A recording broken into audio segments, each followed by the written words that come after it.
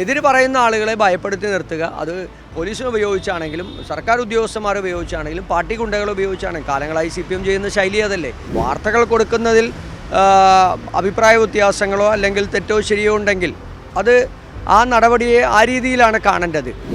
വളരെ മോശമായ രീതിയിൽ ആളുകളോട് പെരുമാറുക, പോലീസ് പെരുമാറുക എന്നുള്ളത് അതൊരു ജനാധിപത്യ സമൂഹത്തിനും മാധ്യമ സമൂഹത്തിനും ചേർന്നൊരു നടപടിയല്ല. നല്ലത് പറയുമ്പോൾ, നമ്മളെക്കുറിച്ച് നല്ലത് പറയുമ്പോൾ അവരെ പ്രകീർത്തിക്കുക, നമ്മളെക്കുറിച്ച് മോശം പറയുമ്പോൾ അവരെ ഇല്ലായ്മ ചെയ്യാനുള്ള നടപടികൾ സ്വീകരിക്കുക. ഓൺലൈൻ മാധ്യമപ്രവർത്തകർക്കെതിരായിട്ടുള്ള സർക്കാരിൻ്റെ വലിയ തോതിലുള്ള പ്രതികാര നടപടികളാണ് കേരളം മുഴുവൻ ഉണ്ടാകുന്നത്. നമ്മൾ പല സ്ഥലങ്ങളിലും നമുക്കത് കാണാൻ കഴിഞ്ഞിട്ടുണ്ട്. സ്വാഭാവികമായും ഇന്നലെയും ഉണ്ടായ മറുനാടൻ മലയാളിയുടെ എഡിറ്റർ സാജനെതിരായിട്ടുണ്ടായിട്ടുള്ള നടപടിയും അത്തരത്തിലുള്ള നടപടിയും വാർത്തകൾ കൊടുക്കുന്നതിൽ അഭിപ്രായ വ്യത്യാസങ്ങളോ അല്ലെങ്കിൽ തെറ്റോ ശരിയോ ഉണ്ടെങ്കിൽ അത് ആ നടപടിയെ ആ രീതിയിലാണ് കാണേണ്ടത്. പക്ഷേ ക്രിമിനൽ നടപടിക്രമങ്ങൾ ചുമത്തി ആളുകളെ ഷർട്ട് പോലും ഇടാതെ വളരെ മോശമായ രീതിയിൽ ആളുകളോട് പെരുമാറുക, പോലീസ് പെരുമാറുക എന്നുള്ളത് അതൊരു ജനാധിപത്യ സമൂഹത്തിനും മാധ്യമ സമൂഹത്തിനും ചേർന്നൊരു നടപടിയല്ല. ഇത്തരത്തിലുള്ള കാര്യങ്ങളൊക്കെ കേരളത്തിലെ ഇന്ന് മുഖ്യധാരാ മാധ്യമ പ്രവർത്തകരും അല്ലെങ്കിൽ നമ്മുടെ പുതിയ തലമുറയിലെ ഓൺലൈൻ മാധ്യമ പ്രവർത്തകരടക്കമുള്ള ആളുകൾ, സമൂഹത്തിന് ഗുണം ചെയ്യുന്ന ആളുകളുണ്ട്, അത് ദുരുപയോഗം ചെയ്യുന്ന ആളുകളുമുണ്ട്. പക്ഷേ ഇതെല്ലാം മനസ്സിലാക്കാൻ കേരളത്തിലെ മലയാളികളായിട്ടുള്ള ആളുകൾക്ക് മനസ്സിലാകുന്നുമുണ്ട്. അപ്പോൾ ഇത്തരത്തിലുള്ള ആളുകൾക്കെതിരായി സർക്കാരിനെതിരായും മുഖ്യമന്ത്രിക്കെതിരായും അല്ലെങ്കിൽ മറ്റുള്ള ആളുകൾക്കുമൊക്കെ എതിരായി പറയുന്നവരെ അവരെയൊക്കെ ഒരു വശം ചേർത്ത് അവരെ കൈകാര്യം ചെയ്യുന്ന തരത്തിലേക്കൊക്കെ ആഭ്യന്തര വകുപ്പ് മാറുന്നത് അത് ഗുണകരമായ ഒരു സൂചനയല്ല കേരളത്തിലുള്ളത്. ഇതിനെല്ലാം എതിരായി ഇതെല്ലാം കേരള മലയാളികളായിട്ടുള്ള ആളുകൾ ഇതെല്ലാവരും കാണുകയാണ്.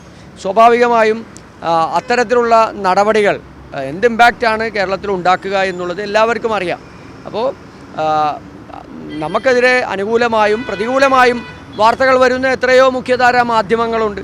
അപ്പോൾ അവരെയൊക്കെ അങ്ങനെയാണ് കൈകാര്യം ചെയ്യുക എന്നുള്ള തരത്തിലേക്ക് രാഷ്ട്രീയ പാർട്ടികളും ഭരണവർഗവും ഒക്കെ മാറുന്നത് ഗുണകരമായിട്ടുള്ള സൂചനയല്ല.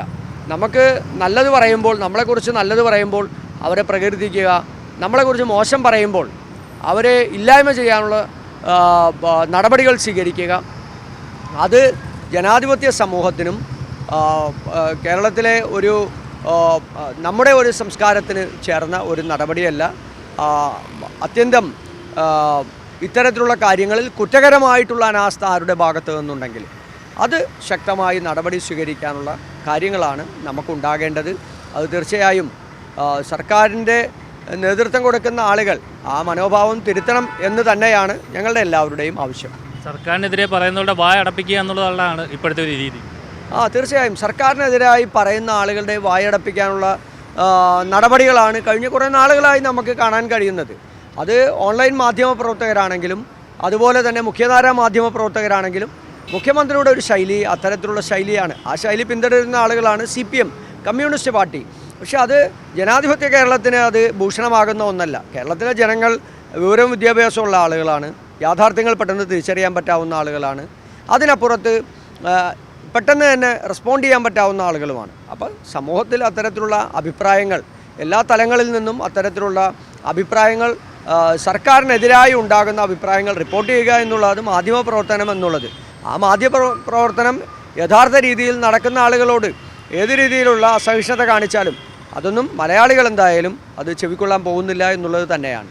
അറസ്റ്റ് ചെയ്യുന്നതിൽ കുറച്ച് നടപടിക്രമങ്ങളുണ്ട്, അതൊന്നും പാലിച്ചിട്ടില്ലായിരുന്നു.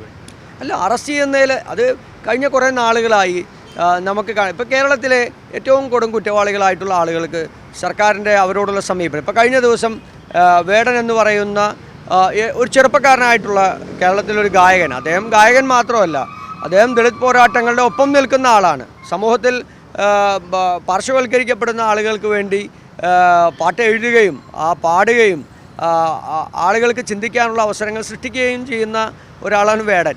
അപ്പം വേടനെതിരായി ഈ സർക്കാരിൻ്റെ സമീപനം എന്തായിരുന്നു?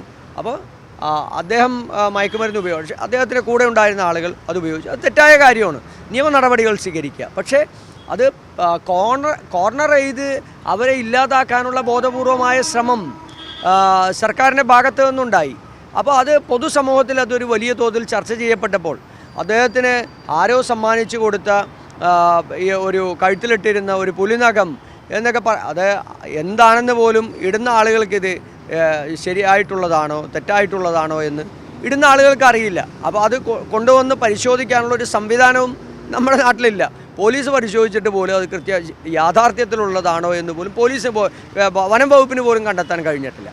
അപ്പോൾ അതെല്ലാം പറഞ്ഞ് ആളുകളെ നിയമത്തിൻ്റെ ഊരാക്കുടുക്കിൽ പെടുത്തുക എന്നുള്ളത് അതൊരു ശരിയായ സമീപനമല്ലല്ലോ.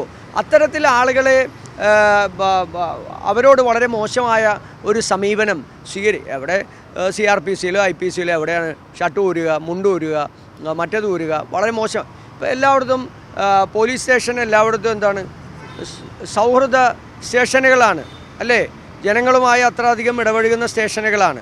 അപ്പോൾ നമ്മുടെ സ്റ്റേഷനുകളിലിരിക്കുന്ന ഉദ്യോഗസ്ഥന്മാരുടെ മനോഭാവമാണ് മാറാത്തത്.